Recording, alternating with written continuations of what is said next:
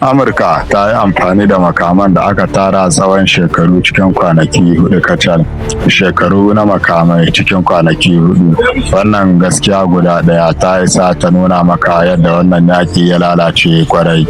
Kuma yanzu za mu bayyana maka a sarari abinda hakan ke nufi ga wannan yakin, ga makomar Amurka, ga kuma rayuwar duk wanda wannan shawara ta shafa ba tare da an tambaye su ba. Juyin labarin na nan tafi, ka ci gaba da saurare. Ga abin da aka gaya maka, an gaya maka cewa Amurka ta fara wani hari na soje kan Iran ta ƙi miƙa wuya, an sanar da tsagaita wuta, an ce rikici ya ƙare, a ci gaba da rayuwa. Wannan shine labarin hukuma, amma ga abin da ya faru a zahiri. Iran bata taba sanya hannu a wannan yarjejeniya ba, ko sa hannu guda ɗaya babu daga ɓangaren Iran. Ka tsaya ka yi tunani sosai. Tsagaita wuta da ɓangare ɗaya kawai ya amince da shi, ba tsagaita wuta ba ne. Wannan kawai yana nufin ɓangare ɗaya ya tsaya, alhalin ɗayan yana ci gaba da yaƙi. Ga hujja cewa wannan ba zaman lafiya ba ne.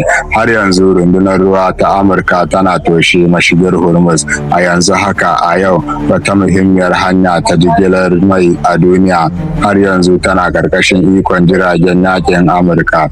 Sai mu tambaya, idan yaƙi ya ƙare, me yasa wannan toshewa har yanzu tana gudana?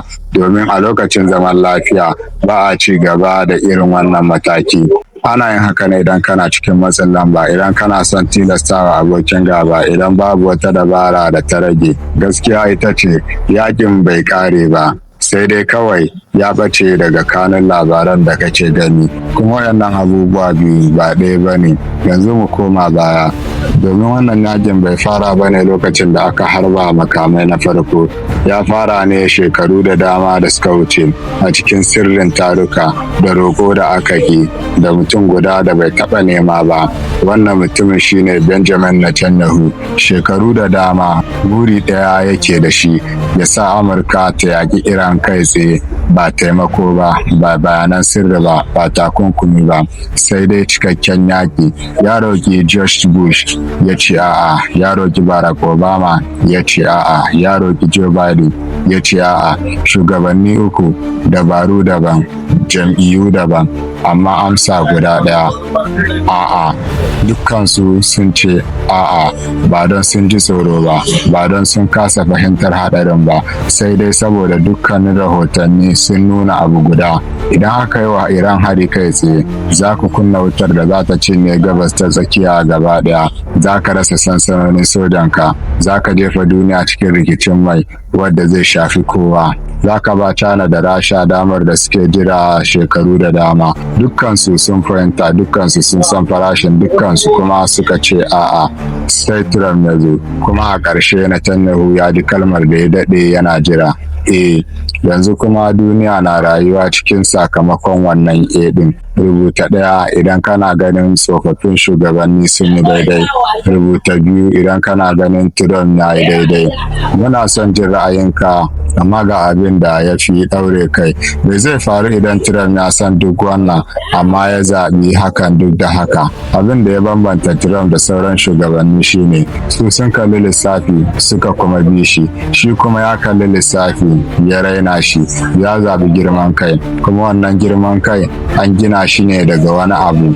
Venezuela kafin wannan yakin an gudanar da wani aiki kamar fim na Hollywood, kama Nicolas Maduro cikin sauri, cikin tsari kamar fim. Wannan yasa ya ji kamar ba wanda zai iya dakatar da shi, kamar yana iya sarrafa komai yadda yake so. Wannan jin nasara shine ya shafi shawarar Iran, ba lissafi ba, sai girman kai. Ya yi tunanin komai zai kare cikin sa'o'i 77, amma Iran ba Venezuela ba ce. Amurka ta kone makaman shekaru cikin kwanaki hudu. Makaman da ake ɗaukar watanni da dama ana kerawa, an kare su cikin lokaci kaɗan. Wannan ba sabon matsala ba ce. Tuntuni masana suna gargaɗi. Ba a gina tsarin tsaron Amurka domin yaƙi mai tsawo da ƙarfi ba. Shirin sa'o'i 72 ya zama mako, mako ya zama wata, girman kai ya zama zama matsala. A baya Amurka tana haɗa ƙawaye kafin yaƙi, amma a wannan karon ta tafi ita kaɗai. Shiru na NATO hukunci ne, ka zaɓi girman kai yanzu ka fuskanci sakamako. Yanzu ka fuskanci sakamakon kai kaɗai. Dala ba kuɗi kaɗai ba ne, iko ne, amma wannan yaƙi ya fara karya wannan iko. Duniya na fara neman wani sabon tsarin. Idan aka daina amfani da dala, ikon Amurka zai ragu sosai.